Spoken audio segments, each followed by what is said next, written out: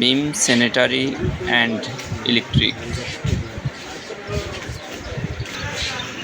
Proprietor Mohammad Masud Alam, Mandari উত্তর বাজার। এখানে যা পাবেন চায়না এবং দেশীয় স্যানিটারি সামগ্রী। এক প্রান্তে রয়েছে স্যানিটারি সামগ্রী দেশি এবং চায়না, খুবই উন্নত মানের পণ্য সামগ্রী।